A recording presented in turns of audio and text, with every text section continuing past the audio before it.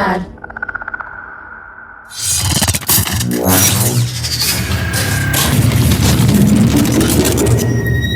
Aparelhos parasitas.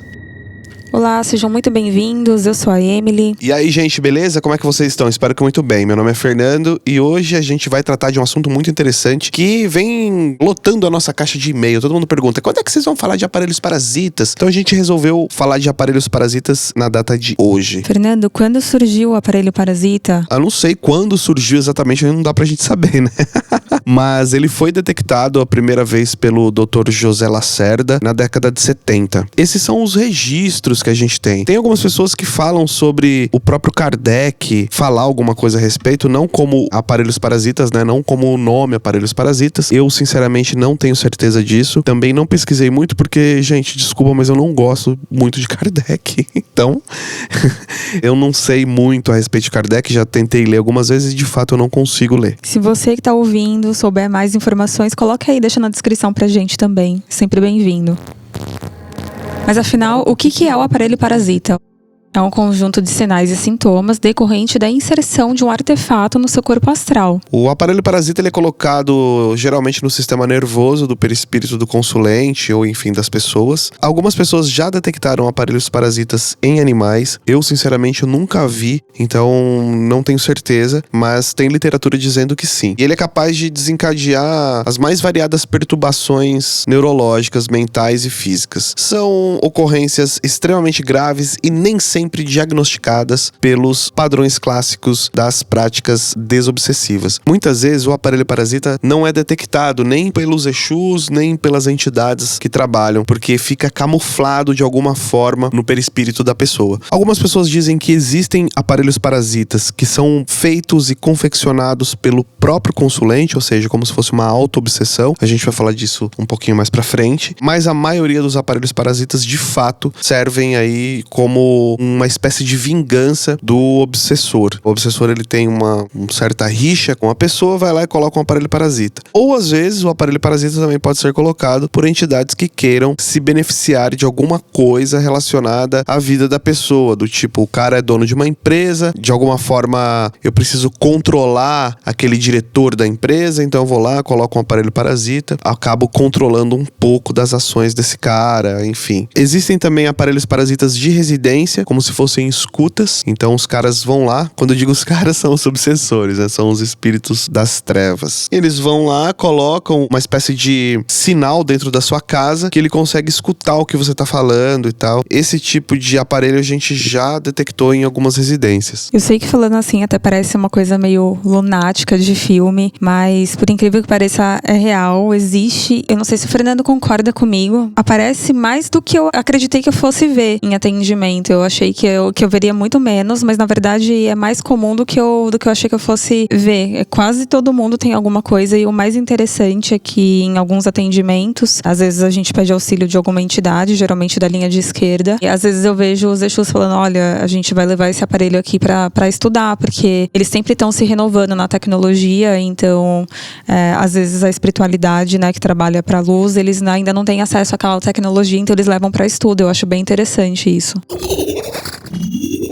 Eu já vi consulente reclamar, por exemplo, de dor de cabeça extrema, o tempo todo com dor de cabeça, e quando a gente remove o aparelho da cabeça da pessoa, simplesmente a dor de cabeça do cara passa meio que imediatamente, assim. Dizem que os aparelhos parasitas mais comuns, eles são de ondas, uma espécie de onda de rádio, de frequências às vezes extremamente alta, que você não tem condições de você ouvir, talvez um morcego ouviria, né? Que são extremamente altas, e também ondas extremamente baixas, ou seja, ondas extremamente graves. Então, a gente tem mais ou menos esse conhecimento, é um conhecimento meio novo, né? Da década de 70 pra cá, a gente não tem muita literatura sobre isso ainda. A gente conhece bem pouco sobre. Como a Emily falou, eles estão se renovando sempre, então os aparelhos acabam vindo com uma tecnologia cada vez mais sofisticada. Então acredito que no futuro a gente vai conseguir, de alguma forma, mapear isso daí. A gente tenta, né, mapear, a gente tenta entender, às vezes numa sessão apométrica, através da forma do objeto, né, a gente consegue identificar, isso aqui é usado para perturbação do sono, isso aqui é usado para tal coisa. Ou às vezes uma entidade que tá no trabalho fala, isso aqui era usado para isso, ou era usado para aquilo. Mas geralmente os aparelhos são usados no sentido de perturbação mental. E aí você também faz um link com a história que o consulente está te trazendo, né? Se ele fala, por exemplo, que ele é uma pessoa, sei lá, extremamente ansiosa, você vê um aparelho em determinada região, então você começa a perceber que faz sentido, né? Aquele aparelho estar ali. E aí a entidade também reforça todo aquele contexto.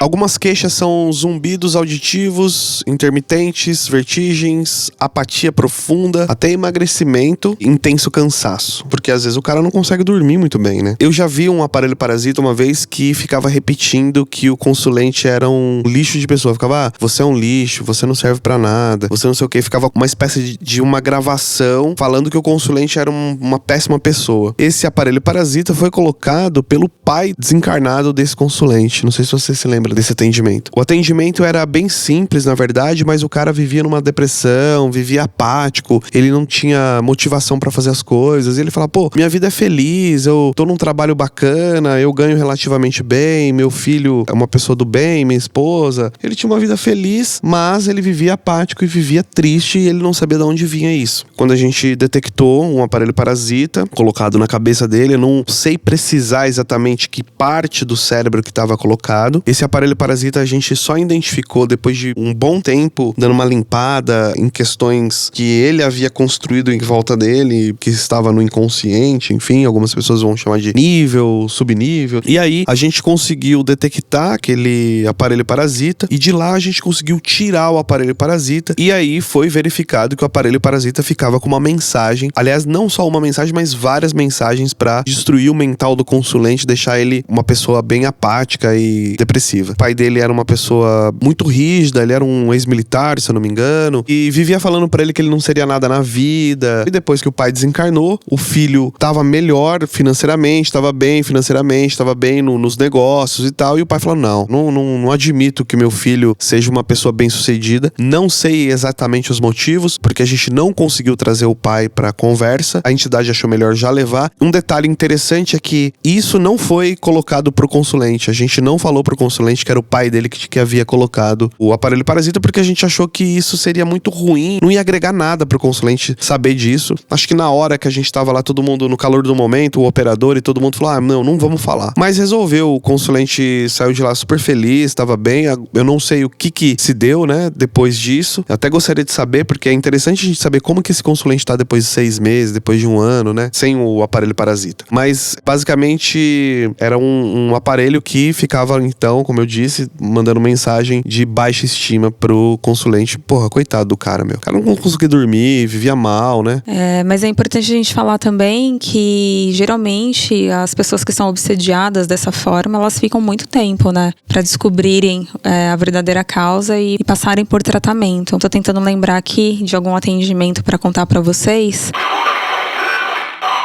Me lembro de uma vez que a gente atendeu uma pessoa, então ela era médium da casa, ela andava bem ansiosa, dando um certo trabalho ali pra casa. A gente sempre escolhia, na época, uma pessoa pra ser atendida, e aquele dia ela foi escolhida no meio do atendimento, né? Na verdade, estava bem no começo do atendimento. Vários médiums tiveram várias percepções, então o tratamento foi iniciado. Foi muito interessante perceber como aquela médium, né, que no caso estava como consulente, ficou muito ansiosa, assim, a ponto de levantar e sair da mesa, mas naquele momento a gente já tinha detectado o aparelho parasita. Eu não sei se eu vou saber descrever, mas era muito, muito grande, onde fazia uma ligação entre a cabeça e a parte da coluna mesmo, sabe? Ela levantou, eu lembro de ter visto aquele aparelho sendo retirado dela, assim. Cheguei a ver como ficou nas costas dela. Era uma simbiose tão grande que você percebia quase que nítido, sabe? O hematoma quando foi retirado. Também não sei o que se deu, porque a médium médium acabou não indo, não retornando mais pra casa. Eu sei que ela teve contato com outras pessoas que falaram que pós-tratamento ela ficou um pouco ansiosa, e isso também é comum, né? Principalmente quando é um tratamento tão forte como esse, porque pensa que é uma coisa que provavelmente estava há muito tempo ali, então você acaba sentindo a diferença, né? Mas pelo que eu sei, parece que deu um certo resultado, mas também não sei hoje como ela está, já faz um certo tempo desse tratamento. No caso dessa moça, recapitulando aqui na minha memória, ela surtou depois, ela foi lá na frente da casa, começou a fazer gritaria, ela enlouqueceu, essa menina enlouqueceu absurdamente. Agora, eu não sei se nesse caso foi pior ter tirado o aparelho. Já aconteceu outras vezes a gente tirar o aparelho e a pessoa se sentir bem mal, né, com a retirada do aparelho, porque, como você disse, é uma espécie de simbiose. Então, no caso dela, não sei se a retirada do aparelho era pra ser feita naquele momento, não sei se a gente agiu corretamente, eu não tava no tratamento. Ela acabou surtando e ela tinha, de fato, acho que já alguma predisposição, depressão e esse tipo de coisa. Então, na verdade, ela tava vindo de um quadro de ansiedade e leves, eu vou chamar de leves surtos, assim, já fazia algum tempo. E eu acho que os pais pediram ajuda, né, pra casa, e eles acabaram atendendo. Assim, sendo muito sincera, não sei se foi certo ou errado. A gente acabou atendendo, né, por solicitação. Ela era a consulente ali do dia e a gente acabou fazendo, repercutiu dessa forma.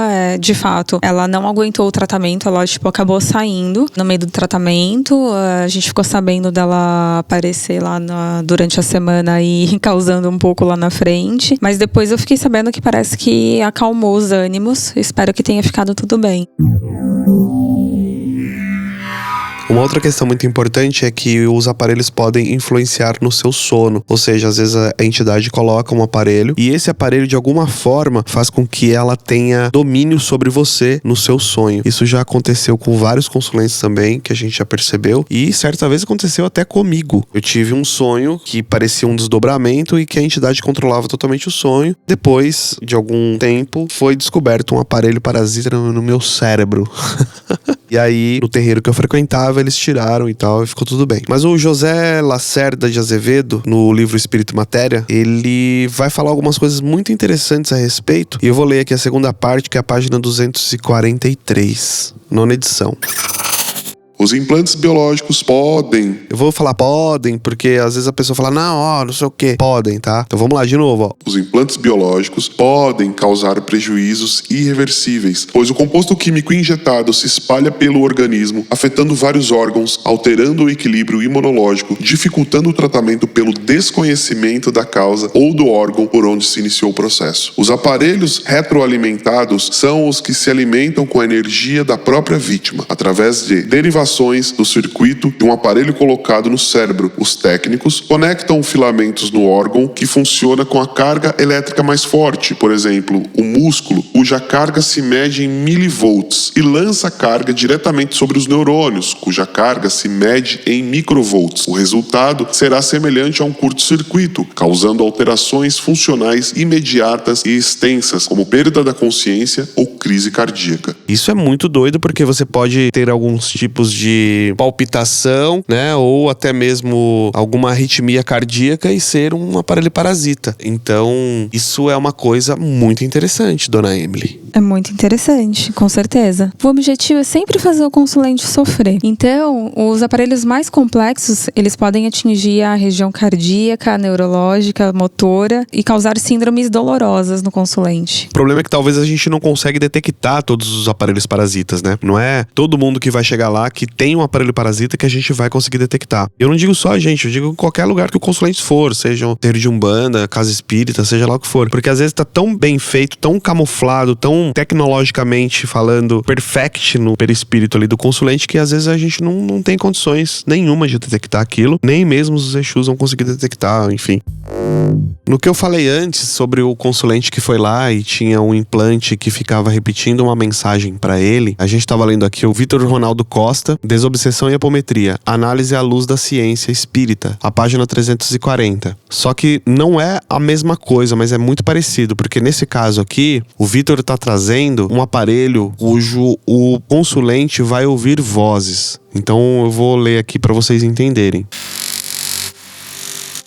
Outro tipo de aparelho sofisticado, chamados magnetofones, são associados à distância por técnicos desencarnados que ficam ocultos em laboratórios nas bases em zonas mais densas. São colocados em áreas do encéfalo e atuam emitindo sugestões subliminares 24 horas por dia, conseguindo aos poucos anular o senso de autocrítica e comprometendo a vontade das pessoas. Os médicos classificam como alucinações auditivas. Que é o que eu tô falando, que é um pouco diferente, né? Aqui nós temos a questão da alucinação auditiva, aquela que você tá ouvindo vozes. Tratam com sedativos potentes que só conseguem diminuir os sintomas, sem solucionar o problema. Pelo esgotamento e estresse, o paciente será induzido a toxicomanias, alcoolismos, abandonos do estudo e até o suicídio. Claro, porque se você fica ouvindo uma voz todo dia na sua cabeça, e às vezes o psiquiatra vai te tratar com um monte de remédio, você não vai resolver a situação. Então, de fato, deve ser uma coisa muito ruim. Se você tem o dois mix, que é, de repente, ouvir vozes e ter alucinação, ou alucinações, no caso, significa que eu posso te enquadrar numa esquizofrenia. Então, você vai ser medicado, você vai ser tratado como um esquizofrênico. E às vezes não é isso, às vezes é um aparelho parasita. Então, a gente tem que tomar cuidado. Mas também, a parte espiritual tem que tomar cuidado de achar que tudo também é espiritual. Por isso que eu sempre sou a favor de ter duas opiniões. O cara chegou lá, falando que ouve vozes, falando isso, falando aquilo, você detecta um aparelho parasita, você retira o aparelho parasita, é bom que o cara vá num médico, num psiquiatra, pra fazer uma investigação também a respeito da questão cerebral do cara, pra ver como é que tá ali essa questão, né? Sim, sempre conciliar os dois tratamentos. O ideal é que você fique bem, né? A gente nunca descarta a parte médica e, pasmem, a gente já viu conselhos nesse sentido, assim, olha, não, larga o tratamento, faz a parte espiritual que a gente vai resolver que isso aqui é espiritual. A gente acha de uma irresponsabilidade gigantesca, né? Você tá lidando com um ser humano, cara, não dá. Ele tá na parte física, ele está no físico e não dá pra você ser tão irresponsável dessa forma. Você me deu uma brecha pra eu contar uma história aqui que eu acho que tem a ver com essa irresponsabilidade de você não casar os tratamentos, que é o caso de um cara que foi atendido pela gente. Eu não tava no tratamento, eu digo a gente porque a gente trabalhava na casa. Ele foi atendido e ele era um assassino. Ele tinha matado acho que 2 ou 3 pessoas, foi pra cadeia, cumpriu a pena dele, saiu, estava em tratamento e ele ouvia vozes, ele ouvia uma voz dizendo pra ele fazer coisas e tal. Eu não me lembro exatamente qual era o diagnóstico espiritual, vou chamar de diagnóstico espiritual. E esse cara foi convidado a estudar na casa que a gente trabalhava. Só que ele foi convidado primeiro a frequentar as mesas apométricas sem nenhum estudo. Ele começou a ir numa segunda-feira lá e tal, e o dirigente não avisava o grupo, o cara é um assassino. Simplesmente o consulente chegou lá, falou, eu vim aqui que eu vou participar da mesa, não sei o que e tal. E aí o operador disse, não, você vai ficar de fora ali, pode observar. E eu e a Emily, a gente notou uma energia bem ruim desse cara, né? Tanto é que a gente tava um de frente pro outro nesse tratamento, e ela falou, meu Deus, cara, que cara estranho. E a gente começou a conversar, e depois a gente foi falar com o nosso dirigente, ele falou assim, não, esse cara aí é aquele assassino que eu te falei, e não sei o que ouve vozes e tal. Aí eu falei assim, cara, mas ele passou por um psiquiatra pra saber se ele não é um esquizofrênico, se ele não está ouvindo vozes por conta de um padrão que ele tá vivendo, ou por conta de problemas de infância, sei lá o quê, tentando descartar um pouco a questão espiritual. Ele falou, não, a espiritualidade já disse que não é problema de ordem psiquiatra, não. É um problema aí de ordem espiritual. Eu falei, não, beleza. A espiritualidade diz pra você? Diz. Eu achei um absurdo, porque eu acho que a gente tem que confiar na espiritualidade, mas a gente também tem que tirar a prova em relação à parte física. E o fato de você não avisar as pessoas que estavam fazendo um trabalho sério ali na segunda-feira e não avisar, por exemplo, o operador, eu acho uma responsabilidade absurda, porque se ele já matou 2, 3, pra ele chegar muito louco ali, a voz dizer pra ele assim, vai lá e mata todo mundo lá naquela casa, o cara chegar com uma arma lá e atirar em todo mundo, é fácil. Então, assim, a gente não sabia se era um aparelho parasita de fato, se era uma obsessão extremamente complexa ou se era uma coisa relacionada à infância dele. A gente não tinha certeza disso. Eu acho, não sei a Emily, mas eu acho de uma irresponsabilidade, assim, absurda. A gente tem que ter cautela com alguns consulentes, do tipo, o cara é um assassino, pelo amor de Deus. Então, toma cuidado. Eu concordo, mas eu não vou nem tão além. Eu só acho muito complicado você colocar pra tratar outras pessoas uma pessoa que tá precisando de tratamento, né? No sentido que a gente sentou na mesa, a gente não conhecia a pessoa, não foi apresentado, mas a gente sentiu como a pessoa destoava, né? De todas as outras pessoas que estavam trabalhando ali. Então, aquela pessoa precisava ainda de tratamento espiritual, né? Então, não precisa nem ir tão além. Eu acho, talvez, a parte parte de estudo mesmo, a parte espiritual, que algumas casas exigem, não é à toa, né? Não é porque é obrigatório, porque a casa às vezes quer tirar dinheiro de você. Algumas sim, algumas não, mas principalmente é para você literalmente conseguir entrar naquele fluxo energético, né? E aquela pessoa, infelizmente, estava destoando demais, né? Não adianta você falar, olha, ontem eu tava matando pessoas e hoje eu quero mudar de vida e vou sentar aqui e vou atender outras pessoas. Eu acho bacana a ideia, só que virar a chave não é tão simples, né? Precisa de todo um processo. Quando a gente trabalha na espiritualidade, você primeiro precisa cuidar de você para depois você cuidar do outro, né? No livro André Luiz, Libertação, capítulo 9, página 114 a 115, ele diz o seguinte, ó. Nos pacientes psiquiátricos, alguns implantes desencadeiam alterações importantes no metabolismo dos neurotransmissores, inibindo sua atividade, causando depressão profunda, síndrome do pânico e surtos esquizofrênicos, cujo tratamento com antidepressivos ou antipsicóticos aliviam os sintomas, mas não resolvem. Alguns desafetos se valem até de outros espíritos que se encontram em condições lastimáveis, os colocando, aderindo ao cérebro da vítima, como verdadeiros implantes para a vampirização e perturbar. Eu vou parar por aqui, mas assim, resumindo, talvez uma pessoa que tenha de fato uma esquizofrenia, né, é uma fixação na fase oral e depois a esquizofrenia geralmente ela vai se desencadear depois dos 19, 20 anos de idade. É por ali que a esquizofrenia vai começar. Existem casos de esquizofrênicos que se mostram antes, tem vários, mas o Freud ele vai sempre falar ali nos 19, 20 anos. Mas eu não vou entrar no mérito da psicanálise, por conta que a gente tá falando de aparelhos parasitas, mas eu li essa parte só pra vocês entenderem de que, de repente, esse cara que a gente contou poderia ser um esquizofrênico? Sim. Poderia ser um sociopata ou um psicopata? Sim. Poderia, então, um aparelho parasita potencializar o efeito da psicopatia dele de matar pessoas? Sim, poderia. Mas o fato é, nós, naquele momento, estávamos livres da psicopatia do cara, do problema que o cara foi acometido? Não, porque a psicopatia não tem cura. Não existe tratamento hoje para psicopatia. Uma vez psicopata, você vai morrer psicopata, não tem conversa. Ah, mas o aparelho parasita pode influenciar? Pode. O aparelho parasita pode agravar o problema? Pode, claro. Se você pega, por exemplo, o maníaco do parque, ele fala que ele escutava vozes, que ele tinha uma voz que mandava ele fazer as coisas. Beleza, pode ser alucinação? Pode. Não dá pra gente saber, é só abrir na frequência do cara pra gente poder ter certeza, né? É isso aí.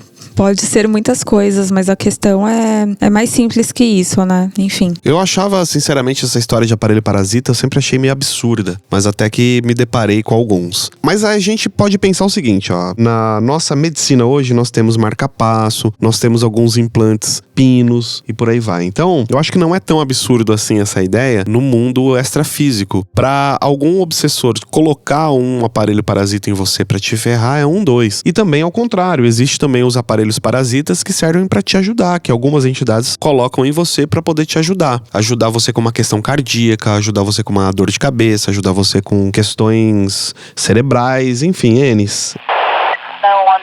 Quais os aparelhos mais interessantes que a gente já viu e os mais comuns também? Começa aí, dona Emily. Eu acho que o mais comum são chips, que geralmente ficam na região da coluna e também do cérebro, mas eu também já vi, por exemplo, no intestino, em outras regiões. E acho que o mais interessante, eu vi um que é quase, deve ser estranho até de falar isso, mas era bonito de ver. Pegava assim toda a coluna e subia até a cabeça assim do consulente, era muito grande. Eu não consigo nem explicar o que é, mas parecia, sabe, ele ia abraçando assim as costas do consulente, assim, ó, de baixo até em cima, era enorme, era muito grande. Eu não lembro qual que era o caso específico, a queixa da consulente, mas cara, era tão grande, o aparelho era tão grande que tipo, com certeza devia causar muita dor. Eu acho que pra mim os mais comuns assim que eu já vi foram aparelhos relacionados ao sono e relacionados também a esse lance de gravação, assim, que fica essa vozinha falando na cabeça do consulente porque ele vai se ferrar, que ele vai isso, que ele vai aquilo. Isso foi bem comum, assim, peguei várias vezes. Mas eu acho que o mais interessante foi um aparelho que a gente detectou detectou em uma médium que trabalhava com a gente. E era um aparelho tão pequeno, mas tão pequeno. Era um grão de areia, assim, mas alta tecnologia. Ela era professora e ela trabalhava com alunos,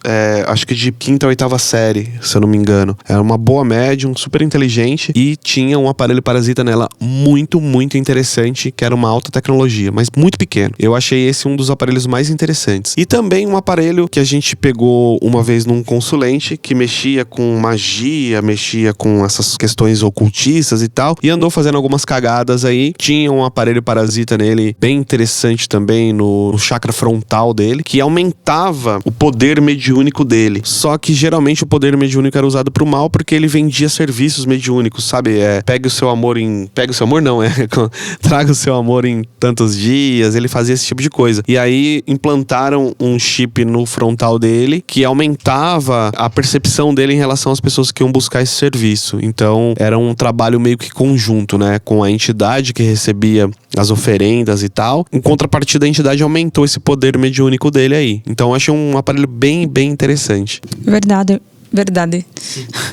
eu lembro desse caso. Era realmente, o terceiro olho dele era gigantesco. Gente, eu acho que é isso, né? A gente falou bastante de aparelho parasita. Eu acho que é basicamente isso. Aparelhos parasitas hoje em dia você tem em tudo quanto é lugar. Você pode ter no cérebro, no fígado, no coração, na parte de trás. Você pode ter no esqueleto, você pode ter na perna. Pode ser usado pra ferrar e, de repente, se você tem predisposição a ter um câncer, ele coloca pra acelerar esse processo pra você ter o câncer logo. É isso, gente. Espero que vocês tenham gostado. Se tiver alguma dúvida, deixa aí pra gente nos comentários. E é isso, até a próxima. Beijo. Valeu, gente. Tudo de melhor pra vocês e até a próxima. Um grande abraço e não se esqueça de se inscrever no canal, aqui Outro Olhar. E também, se você tem alguma dúvida, mande, por favor, outroolharespiritual@gmail.com. E agora nós estamos no Spotify. Falou, gente. Tudo de bom. Beijos.